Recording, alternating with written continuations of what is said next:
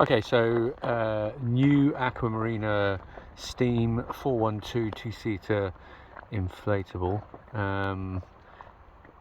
It's the 2022 one. So I've never made a video before, and I'm fairly novice at this as well. So hopefully this will help anyone thinking of getting one. It took me about 10 minutes out of the bag just to lay everything out, set it all up and work it all out without even reading any instructions or anything. It was fairly simple. The PSIs for the inflation are written on the attachment points for the pump. Electric pumps are useless. I bought a really good one made by Bosch. Pointless. It took less than 2 minutes to pump the whole thing up. It really was quick with the pump that comes with it. There's a lot of seams that have glue on them, which is a bit worrying. It doesn't pump up, it's got ripples down the seams a little bit, so it's not as clean as they would make out, but it holds together pretty well.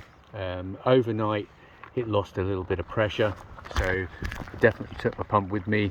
I've taken it out on an expedition for 3 or 4 days, of which I'm at the end of it now, and every morning I have to plug the pump in and just top it up. Just about 2 pumps on each plug. There's 3 plugs. I bought an Aqua Marina spare paddle, but I have my own as well. The seats are pretty firm, they're pretty good. The drain plugs, of which there's quite a few, are pretty good too.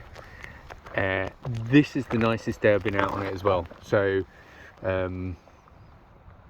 it's reasonably choppy and headwinds and what have you.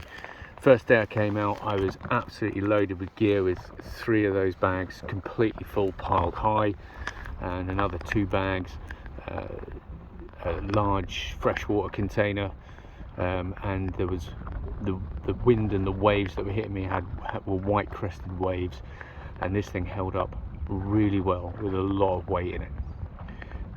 Actually it moved faster with the weight in. When it's just me here with just my pump, snacks,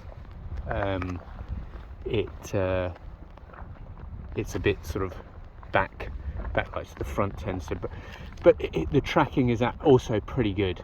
I've seen people in little plastic kayaks and what have you, and their tracking is not noticeably better than this.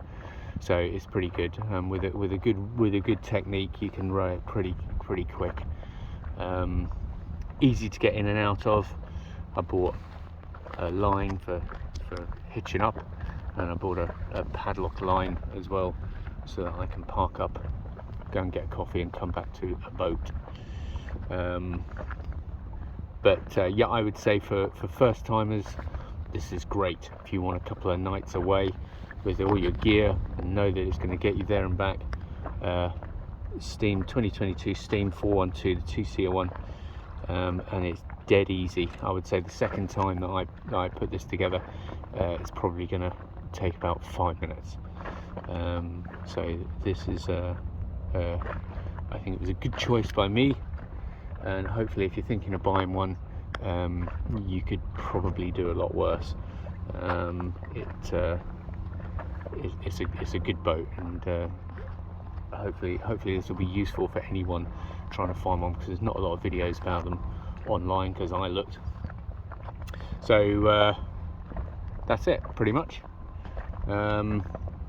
This setting, by the way, is Loch Lomond, and it is August the 5th, I think it's Friday anyway. And yeah, it's pretty good in fairly bad weather. Not good for the paddler, but the boat holds together quite well.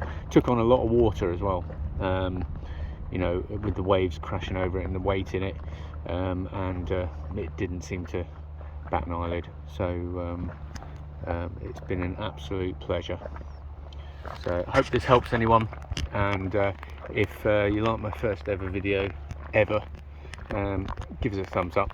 and if I get enough, maybe I'll make some more if I buy another canoe. I've got a paddle board that I bought as well that I've used once. That might be worth talking about, and that was got from the range, and it's brilliant. Okay, thanks very much.